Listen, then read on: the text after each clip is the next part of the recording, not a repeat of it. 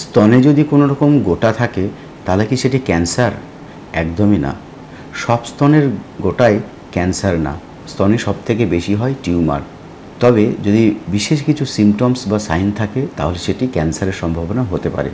যেমন ধরুন, একটা ফিক্সড টিউমার যেটি ধীরে ধীরে বাড়ছে, যাতে ব্যথা নেই এবং চামড়ার কিছু পরিবর্তন হচ্ছে, সেটি কিন্তু ক্যান্সার হতে পারে, বিশেষ করে যদি ফ্যামিলি হিস্ট্রি পজিটিভ হয়।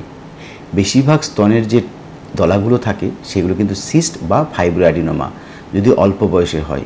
কিন্তু আজকাল অল্প বয়সেও ক্যান্সার কিন্তু হচ্ছে। যদি কোনো রকম সন্দেহজনক কিছু মনে হয় অবশ্যই ডাক্তারকে দেখান, পরীক্ষা করুন। তবে হ্যাঁ, কী পরীক্ষা করবেন, কিভাবে, কোথায় করবেন, সেগুলো জানতে আমাদের সাথে অবশ্যই থাকুন।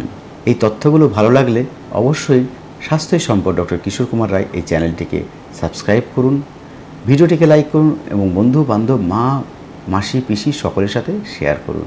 নমস্কার।